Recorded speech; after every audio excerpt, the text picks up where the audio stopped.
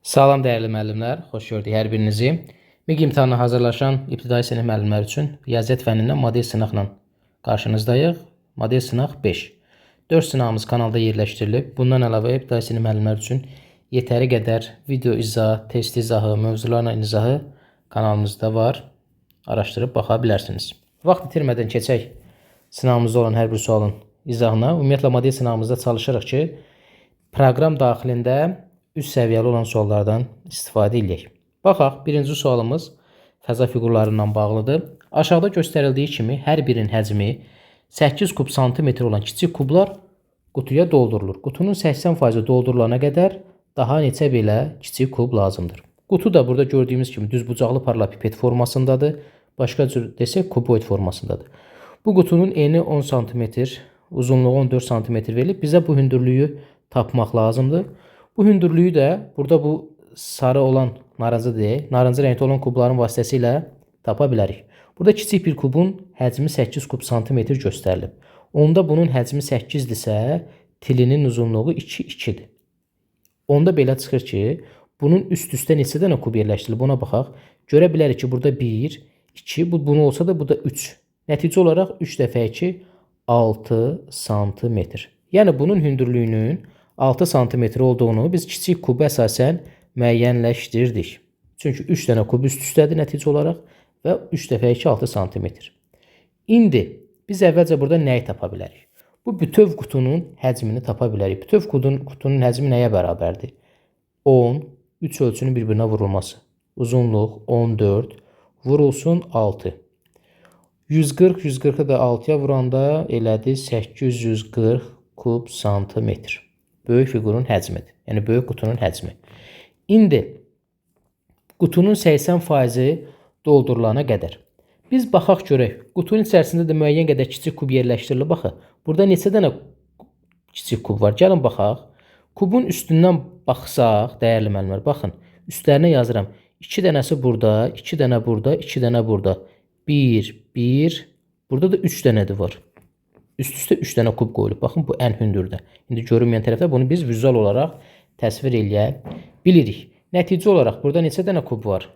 3, 3 dəfə 2, 6, 9, burada da var 11. 11 dənə kiçik kub var. Birinin də həcmi 8 kub santimetrdirsə, 11 vurulsun 8 bərabər 88 kub santimetr. Dolu. Yəni içərisində 11 dənə kub var kiçik. Bunu saydıq. 3 dənə buradadır, 2 dənə burada, 1, 1. Əla. İndi bu 840-ın da 80% doldurulana qədər. 840-ın 80%-ni tapıram, bölürəm 100-ə, sıfırlarımız gedər, bərabər eləyər 672 kub santimetr. 672 kub santimetr doldurulmalıdır. Yəni 80% doldurulmalıdır. Bunun içərisində də 88-i var idi axı. Demək 672-dən 88-i çıxıram, qalır nə qədər? 584 kub santimetr. Demək 584 kub santimetrimiz lazımdır ki, həcmi 584 kub santimetr olan kiçik kub lazımdır ki, bura doldurulsun. Birinin də həcmi 8-dir. Nə edəcəyik? Bu 584-ü böləcəksən 8-ə, bərabər elədi 73. 8 dəfə 3, 27. 56, 58. Doğru cavab Y variantı. Olduqca maraqlı və ətraflı izah tələb edən bir sual idi. Yəni bunu yaza bilən bir müdavim fəza fiquru bu və ya digər formada düşsün, o sualın içərisindən çıxacaq. Nə elədik? Əvvəlcə hündürlüyü tapdıq, bu kiçik kublara əsasən. Sonda içərisində neçə dənə kub yerləşir, onu tapdıq. Ümumi həcmi 80%-ni tapdıq. Nə qədər gedir, onu tapıb məsələnin sonuna gəldik, çıxdıq. Növbəti sürət məsələmiz. Bu sürət məsələsi həcm olaraq böyükdür. İlk baxışda müəllimlərin bəziləri bu sualdan vaz keçər ki, yəni bu sual müəllim çətin gəlir, həcmi böyükdür, onsuz da çətin olacaq və s. Amma qeyri-adi bir şey yoxdur. Təbii burada cəmi 2 əməliyyat yerinə yetirəcək. Baxın, 2 dənə əməliyyat. Nədir burada? A şəhəri buradadır, B şəhəri buradadır. Buradan yük maşını, buradan isə minik avtobusu eyni anda bir-birinə doğru hərəkətə başlayırlar. Baxaq. İndi müəllimlər, bunun sürəti 45 olsun, bunun da sürəti 30. Və bu A şəhərindən eyni zamanda 180 km/saat olan qəribə bir milçək də buradan gedir. Bunun da sürəti 180-dir. Məntiq nədən ibarətdir? Bu maşınlar görüşənə qədər bu milçək gələcək bura, gələcək bura, gələcək bura, qayıdacaq, gələcək, qayıdacaq. Yəni şüşəyə dəyir, qayıdır, dəyir, qayıdır. Ta ora qədər ki, bu maşınlar burada görüşsün. İndi biz maşınların görüşmə vaxtını müəyyənləşdirəcəyik. Maşınlar neçə saatdan sonra görüşür? Məsələmiz qarşı-qarşı hərəkətə aiddir. Ümumi aradakı məsafə 750 kilometrdir. 750 kilometri bölərək bunların sürətləri cəminə, yəni 45 ilə 30-un cəminə, bu eləyər 75. 750-ni də 75-ə böləndə eləyər 10 saat. Bu 10 saatdan sonra maşınlar görüşəcək. Bizim bu milçəyimiz də 10 saatdan 10 saat ərzində yol gedəcək. İndi bu düzdür. Məsələnin sonu biraz pessimistdir. Yəni maşınlar toqquşur və milçək ölür. Bu da bir məsələni daha da maraqlı eləyir. Pessimist olsa da belə düşünək. 10 saat. 10 saatdan sonra məsələ bitir. Yəni bu milçək 10 saat ərzində gedib gəlir. Sadəcə onu da vuracaqsan nəyə? Milçəyin sürətinə. 180-ə. Bu da bərabər eləyəcək 1800 kilometr. Cavab C variantı. Neynədir əməliyyatımız? Maşınların görüşmə vaxtını tapdıq. Bu milçək də maşınlar görüşənə qədər hərəkət edəcək və bitir. Növbəti sualımız faiz məsələsidir. Maraqlı bir faiz məsələsidir. Bunu mən birinci olaraq dəyərli müəllimlər tənliklə həll edəcəm. Tənlik biraz uzun olacaq. Sonra tənliksiz də həllini sizə göstərəcəm. 2 üsulla həllini deyəcəm, səbir olun. Şirkət ilk qurulanda işçilərin 40% xarici dil bilirdi. Biz bilirik ki, başlanğıcda hər bir şeyi 100 və ya 100x götürürük. İndi bizdə şirkətdə neçə işçi çalışır bunu bilmirik. Ona görə mən başlanğıcda işçi sayını işçi bərabərdir 100x götürdüm. İşçilərin 40% xarici dil bilirsə, 100x-in, 100-ün fərqi yoxdur. 40% ilə 40-a bərabərdir. Onda çünki 100x vur 40 böl 100, yüzlər gedəcək 40x qalacaq. 40% xarici dil bilirsə, onda olacaq 40x. Mötərizədə yazıram xarici dil bilən. Bəs bilməyən nə qədər olacaq? 60x. Xarici dil baş hərflərini yazıram. Bilməyən. Xarici dil bilməyən. İndi sonradan şirkətə 200 nəfər əlavə olunur. Şirkətdə işçilərin sayı nə qədər idi? 100x. 200 nəfər əlavə olundu. Oldu 100x üstəgələk 200 nəfər. Və bu zaman xarici dil bilənlərin sayı ümumi işçilərin 32% olur. Bunun 32%-ni tapaq. Vur 32 böl 100. Buradan bərabərdir. Bərabərdir. Sadələşdirsək, bu 100-ü burada mötərizə xaricinə çıxarsaq, x üstəgələk 2, burada da vur 32, burada da 100. Yüzlərimiz gedər, nəticə olaraq qalar 32x üstəgələk 2. Bu adi hesablama qaydasıdır. Buranı da daha sadələşdirsək, 32x üstəgəl 64 yaza bilərik. 32x üstəgələk 64. Bu 32x üstəgəl 64 nədir? Son vəziyyətdə xarici dil, bura yazıram bilən. Bilən. Bəs bilməyən nə qədər olacaq? Gəlin baxaq. Ümumi nə qədər idi? 100x üstəgəl 200 deyil. Bu 100x üstəgəl 200-dən bilməyənləri çıxarıq. 32x üstəgələk 64-dür. Sadəcə olaraq bunu çıxacağıq. Buradan çıxanda 200-dən 64 çıxanda qalır 136. 100-dən də 32-nin çıxanda qalır 68x. Bu isə son vəziyyətdə bilməyən. Bilməyən. Daha proseslərimiz hazırdır.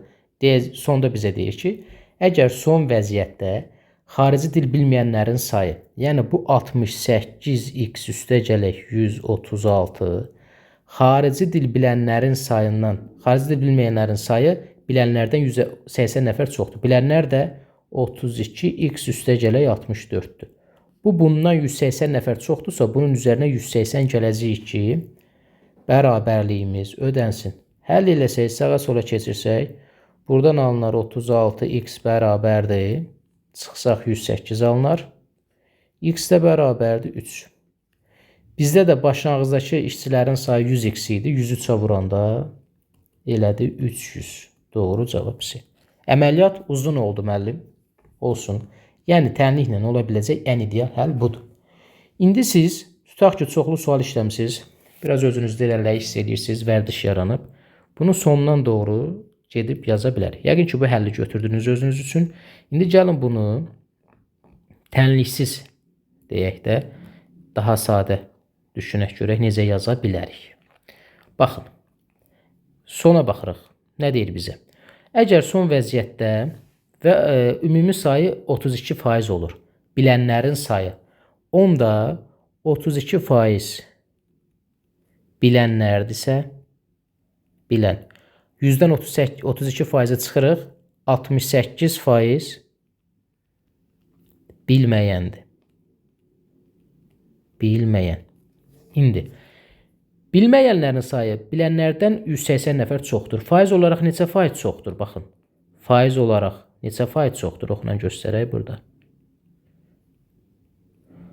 68-dən çıxıram 32-ni bərabərdir. Neçə faiz çoxdur? 36% çox. Faiz olaraq 36%dir. Tam ədəd olaraq 180. İndi nəyin 36%-i 180 eləyir? 36%-i 180 olan ədəd. Faizinə görə ədəd tapmaq üçün ədədi, yəni 180-i vururam 100-ə, bölürəm 36-ya. 36-36-ya 1, 180-36-ya 5 bərabər 500 nəfər. Bu 500 nəfər ən sondakı vəziyyətdir. Yəni sondakı 500. Amma bizə deyir ki, şirkət qurulanda. Bəs şirkət qurulanda neçə nəfər olduğunu necə taparıq? Sonrada nə qədər adam əlavə olunmuşdu? 200. Bu 500-dən 200-ü çıxarıq, bərabərdir, qalar 300. Doğru cavab elədi. C variantı. Baxın müəllimlər. Müəllim, bu daha rahatdır. Təbii ki, rahatdır. Amma ən rahat olan odur ki, sən bunu məsələnə baxanda ağlına gəlsin. X amma elədir ki, ağlıma gəlməsə belə X-lə yola çıxanda nəyisə gəlib bir nəticəyə çıxacaqsan. 4-cü sual. MİQ 2025 imtahanda iştirak edən müəllimlər bilir. Sualların alternativini çalır. Məsələn, bu sual oradakı sualın alternatividir. Şəkildə verilən M və N mərkəzli çevrələrin radiusları 8 cm-dir, bərabər çevrələrdir. CD parçasının uzunluğu 3 cm-dir. Bax, buradan bura qədər 3 cm-dir. İndi, məsələn, M mərkəzli çevrənin radiusu 8-dirsə, bunun radiusu buradan bura qədər idi də. Burada 3-dürsə, onda bura 5-dir. Eləcə də bu M mərkəzli çevrən. Buradan bura 8-dirsə, onda burada 5 olacaq ki, yəni 3 ortadadır, onda 5 bura düşür, 5 də bura. Bizdən AB-nin uzunluğunu soruşur. Bu radius da burada 8-dir. Onda burada 8-dir.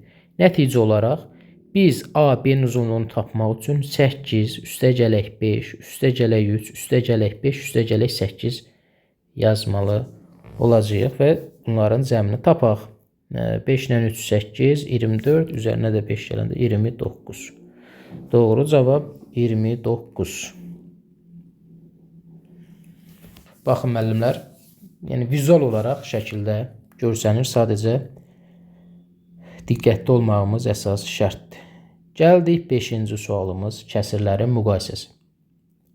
Bu sualı ola bilər ki, baxanda deyəcəksiniz, biz məxrəclər bərabər olan kəsirləri müqayisə edə bilirik. Məxrəclər bərabər olan kəsirlərdən sürəti kiçik olan kiçik, böyük olan böyükdür. Və ya əksinə, sürəti bərabər olan kəsirlərdən məxrəci böyük olan kiçik, məxrəci kiçik olan böyükdür. Amma burada nə sürət bərabərdir, nə məxrəc bərabərdir. Ağlınıza gələn ilk yol ya məxrəci ya sürəti bərabərləşdirmək olar. Və məxrəc sürəti də baxanda görürük ki, kifayət qədər böyük ədədlərdir və bir-birindən qarşılıqlı sadə ola bilən ədədlər var. Bu bizi çətinə salar bunları bərabərləşdirmək, bir-birinə vurmaq və s. lazım olacaq. Kanalda kəsirlərin müqayisəsi izahımız var. Baxan müəllim amma mütləq bu sualı orada görəcək. Kəsirlərin müqayisəsi veriləndə hətta buradakından daha böyük məxrəc sürət verilə bilər. 5-10 sayını suala baxanda orada nəsə görmək olar. Baxın, məxrəc və sürətin arasındakı fərq nə qədərdir? 4. Burada fərq nə qədərdir? 4. Burada nə qədərdir fərq? 4. Qaydanı yadımıza salırıq. Məxrəc və sürəti arasındakı fərq eyni olan, hansı ki burada eynidir, hər birində fərq 4-dür. Düzgün kəsirlərdən məxrəci kiçik olan kiçik, məxrəci böyük olan böyük olacaq. Bir qaydanı bir yerə yazın. Təkrar edeyim keçək sualımıza. Məxrəc və sürəti arasındakı fərq eyni olan düzgün kəsirlərdən məxrəci kiçik olan kəsir kiçik, məxrəci böyük olan kəsir böyük olacaq. İndi burada məxrəci kiçik hansıdır? C-də, yəni 47, onda C kiçikdir. Və düzgün kəsir sözünü işlədirəm. Düzgün kəsir hansı kəsirlərdir? Sürəti məxrəcindən kiçik olan kəsirlər. C kiçikdir A-dan, bu da kiçikdir B-dən. Belə bir cavabımız harda var? C kiçikdir A kiçikdir B, D variantı. Növbəti sualımız MİQ 2024-ün qəbul sualı əsasında yazılmış sualdır. İllik xərci 9600 olan bir nəfərin aylıq gəliri 2500 manatdır. O 40900 manata olan maşını neçə aydan sonra ala bilər? Bunu da iki yolla həllini sizə göstərəcəm. Birinci baxırıq nəyə? Bir nəfərin aylıq gəliri 2500 manatdırsa, illik gəliri nə qədər olacaq? Bir ilimiz 12 aydır. 12-ni vuraram. 2500-ə bərabər eləyərik. 12-ni 25-ə vuranda 300, sonda da 2 dənə 0. Yəni 30.000. Yazıram bura illik gəlir. Yaxşı. İllik xərcimiz də bu qədərdir. Gəlirdən xərci çıxıram. 30.000 manatdan 9600 manata çıxıram. Qalır 20.400. Bu 20.400 nədir? Tutaq ki, adam qarşısına məqsəd qoyub ki, mən 40.900 manatlıq maşın alacağım. Gəliri bu qədərdir, xərci bu qədərdir. Bu əlində qalan puldur, 20.400. Bunu sadə formada belə deyək, bir ildə kənara qoyduğu pul. Kənara qoyulan pul. Qoyulan. Yəni adam məqsəd qoyur ki, pul yığacaq. İndi o 40.900 manat olan maşın. Tutaq ki, birinci il nə qədər kənara pul qoydu? 20.400. İkinci il nə qədər qoyacaq? Yenə də 20.400 manat. Cəm nə qədər eləyəcək? 40.800 manat. Amma diqqət edirik. Burada yazılıb o 40.900 manata. Bəzən düşünər ki, müəllimlər neçə aydan sonra 2 ilimizdə 24 aydır, 24 aydan sonra yox. Bu növbəti bu 24 ay elədi də. Demək adam 24 ay ərzində 40.800 manat pul yığdı. Demək 25-ci üstə gəl 1 ay. 25-ci ay olmalıdır ki, düzdür, bunun gəliri 2500 manat olacaq. Cəmi bunun burada 100 manatı çatmır. Amma mütləqdir ki, növbəti ay o pulunu alsın. O qalan pulu da kənara qoyar. Yəni biz əsas o 40.900 manatı düzəltməkdir. Demək növbəti 1 ayda olmalıdır ki, 2500 manat gəlsin, 40.900 düzəlsin. Demək 24 ay, 1 ayda burada 25 ay. Yəni cavab 24 yox, 25-dir. Bu belə. Bunu burada qeyd elədik. İndi gəlin baxaq nəyə. Bunu digər dediniz müəllim, digər yolla da həll eləmək olar. O digər dediyiniz yol nədir? Əslində o digər yol da bir-birinə bənzər yoldur. Yəni çox fərqli yol deyil. Bunu silək. Digər yolumuz aya görə hesablayıb yola çıxmaqdır. İllik gəliri 2500 manatdır. 10'da. Mən nə edəcəm? İllik xərci də 9600-dür. Gəlin aylıq xərcini hesablayaq. Aylıq xərc 9600-ü bölürəm 12-yə bərabər eləyir 800. Aylıq xərc. Aylıq gəlir də 2500. Onda bir aylıq qazancı deyək. Ya bir aylıq qırağa qoyduğu pul deyək. Onu tapaq. 2500 manatdan 800'ü çıxaq. Qaldı 1700 manat. Bir aylıq yığdığı pul. Bunu başqa formada ifadə edə bilərsiniz. Yığdığı pul. İndi ümumi maşının pulu da 40.900'dür. 40.900'ü bölürəm 1700'ə. 2-0 gedir. 409'u da 17'yə böləndə 24 tam neçəsə düşür. Yəni 24 ay və böyük düşür. Onda biz deyə bilərik ki, 24 ay keçirsə bu 25 aydır. Mənim bu daha rahat oldu. Cəmi əməliyyat yerinə yetirdiniz. Yenə deyirəm. Rahat görsənən odur ki, mən artıq bunun ikinci həll yolunu illərimizi vermiş. 10 ildən çoxdur bu işin içərisindəyik. Bilirəm. Sual sənin üçün yenidirsə, burada müəyyən bu 24 tam neçə səni artıq çaşdıra bilər ki, necə ola bilər 24 tam neçə? Bayaqki bundan öncəki izahda isə tam sənə açıqlanır. Mən o izaha da, məsələn, nə olsun burada 3 dənə əməliyyat. O izaha daha çox sənin üçün önəmsəyirəm ki, orada sənin üçün sual yeri qalmır. Bu da ikinci izah, buna da yazan müəllimlər üçün bunu göstərdi. Gəldik növbəti sualımıza. Bu da qəbulda istifadə olunmuş sualdır. Orada kisə gətirmək və s. məsələ var idi belə. Bir işçi ambara 4 saatdə 80 qutu yığır. Digər işçi isə 6 saatda 48 qutunu ambardan çıxarır. Demək, bir ambara gətirir, digərisi ambardan daşıyır. Bu maşına yığmaq da ola bilər və s. və ilə. Biz baxaq görək, hər işçi 1 saatda nə qədər qutu gətirir və ya qutu daşıyır. 4 saatda 80 qutu yığırsa, 80-i bölərəm 4-ə, 1 saatda neçə qutu yığdığını taparım. Bura yazdım 20 qutu, 20 dənə. Digər işçi isə 6 saatda 48 qutu ambardan çıxarır. Onda 48-i bölürəm 6-ya bərabər edir 8 qutu. İndi bu biri 20 dənə qutu gətirir. Yığan daha tez yığır. Çıxaran sürəti zəifdir də, daha zəif işləyir. Demək, 1 saatda nə qədərsə yerdə qutu qalacaq. 20-dən çıxıram 8-i, bərabərdir 12 qutu ambarda qalır. 12 qutu. 1 saatda ambarda qalan. Bunu bildiniz də, 1 saatda ambarda qalan. Ən sonunda bizə deyir ki, ambarda 120 qutu qalıb. Onda neçə saat iş görülüb? 120-ni böləcəksən 12-yə. Bərabərdir 10 saat iş. Deməli, 10 saat iş görülüb. Bəs bizim ümumi işimiz neçə saatdır? Buna baxaq. İşimiz 8:00-da başlayıb, 18:30-da bitir. 18:30-dan çıxıram 8:00. Bərabərdir qalır 10:30 ümumi olaraq. Ümumi, yəni bu qədər vaxtda prosesimiz gedib. Bu 10 saat 30 dəqiqənin 10 saatı iş olub. Onda belə çıxır ki, buradan da 10 saat çıxanda bərabər 30 dəqiqə bizim fasiləmiz olub. Fasilə. 2 dənə fasiləmiz olub. 2 dənə istirahət fasiləmiz. İkisi də bir yerdə 30 dəqiqədirsə, biri nə qədər olacaq? 30-u bölərəm 2-yə, bərabər 15 dəqiqə. Demək, bir fasiləmizin müddəti 15 dəqiqə olub. Doğru cavab A variantında. 8-ci suala baxırıq. Maraqlı sualdır. Cəmini hesablayın. İlk baxışda burada bir-bir bunları bölmək bizim ağlımıza gələr, amma daha rahat. Nə var burada? 1 bölünsün 0,1, 2 bölünsün 0,1. Baxın, hər birini, müəllimlər, bu tamın onluq kəsirə bölünməsidir. Kanalda onluq kəsirlərlə bağlı var. Ümumiyyətlə, onluq kəsirlərin bölünməsində məntiqimiz nədən ibarətdir? Burada bölən məxrəcdir də. 1 bölünsün 0,1. Məxrəci elə bir mərtəbə vahidinə vurmalıyıq ki, tam ədəd alınsın. İndi 0,1-də 1. Bunu biz nəyə vura bilərik ki, bu məxrəc tam olsun, yəni 1 olsun. Ona vura bilərik. Məxrəc və sürəti ona vuraq. Onsuz da məxrəc və sürəti ona eyni ədədə vursaq və ya bölsək, ona bərabər kəsir alınır. Ona vuranda burada 1 alınacaq, bura eləyəcək 10. Aydın oldu. Üstə gələk.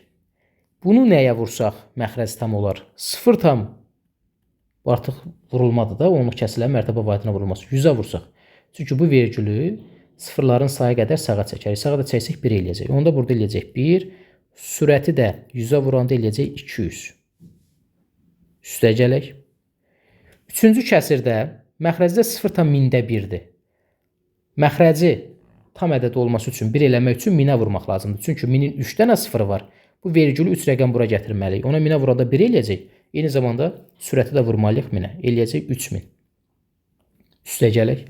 Ən sonuncu kəsirimizdə məxrəc 0,1-dir. Çünki vergüldən sonra 4 rəqəm var. Demək, biz sonunda 4 sıfır olan ədədə vurmalıyıq. Sonunda da 4 sıfır olan ədəd 10.000-dir. 10.000-ə vuranda bura 1 eləyir. 4-ü də 10.000-ə vuranda 40.000. İndi bərabərdir. Bu məxrəcdəki birləri yazmaya da bilərdik prinsip olaraq. Amma yazdım ki, görün hardan alınır. Nəysə 1-ə böləndə həmin ədədin özü alınır. 10 üstə gəl 200, üstə gəl 3000, üstə gəl 40.000. Toplasaq eləyər 43210. A variantı. Bu sual ilk baxışda, yəni məsələn həll eləyəndən sonra fikirləşirsiniz ki, müəllim nə asan idi. Amma burada incə bax, sualın quruluşu, bu formada verilməsi ilk baxışda müəllimlərdə çətinlik yarada bilər. Növbəti maraqlı bir ədəd məsələsi deyək. Ədəd məsələsi də bizi bərabərsizliyə aparacaq. Oxuyaq sualımızı. Həsən, Kamil və Şamil imtahana girirlər. Həsənin topladığı bal keçid balından 49 bal az, Kamilin topladığı bal 45 bal az, Şamilin topladığı bal 34 bal azdır. Həsən, Kamil və Şamilin topladığı balların cəmi keçid balından yenə azdır. Keçid balı ən çox neçə ola bilər? Keçid balını bilirik, bilmirik. Ona görə keçid balı bərabərdir x-ə. Yazdıq bura. Baxın. O zaman Həsənin topladığı bal keçid balından 49 bal azdısa, yazacağım bura Həsən. Baş hərfini yazıram. Həsənin balı x çıxılsın 49. Məsələn, keçid balı 100-dürsə, mənim balım 100-dən keçid balından 30 bal azdısa, 100-dən 30 çıxaram, balım 70 olar da. Bu məntiq əsasən çıxırıq. Həsəndən sonra var Kamil. Kamilin balı keçid balından 45 bal azdır. Keçid balı x-dir. X çıxılsın 45. Var Şamil. Şamilin balı keçid balından 34 bal azdır. X çıxılsın 34. İndi bu üçünü toplayırıq. Bu üçünü toplayanda 3x 49, 45, 34'ü də toplayanda 9, 5, 14, 4, 18 yazaq bir yadda. 4, 4, 8, 11, 12, 128. 3x çıxılsın 128. Bu üçünün birlikdə topladığı baldır. Amma bizə deyir ki, bunlar ballarını birləşdirsələr belə, yenə keçid balından az olur. Keçid balı x kiçikdir x. Bu da bizə verir sadə bir bərabərsizlik. X keçəcək bu biri tərəfə. 2x bərabər 128 keçir bura. Kiçikdir 128. Tənlik kimi həll edirik də. X də kiçikdir 128-i 2-yə böləndə 64. Xətti sadə bərabərsizlikdir. 64-dən kiçik olan ən böyük ədəd hansıdır? 63. Doğru cavab B variantı. İlk baxışda həll eləyəndən sonra gələn təəssürat odur ki, asandır. Amma əsas məsələ o həll prosesinə gəlməkdir, qurmaq, yazmaqdır. Bu belə. Növbəti sualımız cəmi A ədədinə bərabər olan ədədlərin hər birini 2 vahid azaltsaq, A ədədi neçə vahid azalar? Biz dəfələrlə suallar işləmişik. Bu hansı suala bənzəyir? Məsələn, bizə deyir ki, 2 rəqəmli ədədlərin hər birini 2 vahid azaltsaq, cəm necə dəyişər? Düşünürsən ki, 2 rəqəmli ədədlər biz 1, 1, 2, 2 artırmağımız kifayət qədər vaxt gedir. Bu həll yolu deyil. Bunun üçün qaydamız nə idi? Qayda var idi. Sayı tapırdıq, istər 2 rəqəmli ədədlərin, 3 rəqəmli ədədlər deyildisə 3 rəqəmli ədədlərin sayını vururduq bura. İndi mən bu A ədədini sayını tapmalıyam. Burada neçə dənə ədəd var? Burada da görsək görərik ki, 7, 11, 15, 14 neçə artır? 4, 4 artır. Və burada bizim bir say düsturumuz var. O say düsturunu 2x bərabərdir 4 tənliyi kimi, yəni o tənliyin həlli kimi hamı əzbər bilməlidir. O düsturumuz budur. Say bərabərdir son çıxılsın ilk bölünsün fərq. Bu fərq aradakı fərqdən söhbət gedir. Yəni ədədlər neçə artırsa, 2 arta bilər, 3 arta bilər. Hansı ki bizim sualda bu 4, 4 artır, üstə gələk 1. İndi gəlin bu tənlikdə, bu say düsturunda verilənləri yerinə yazaq. Son ədədimiz 127-dir. Çıxılsın ilk ədədimiz 7-dir. Fərqə baxırıq. Fərq bu ortadakı fərqdir. Yəni 4, 4 artan. Üstə gələk, daha doğrusu böl 4, üstə gələk 1.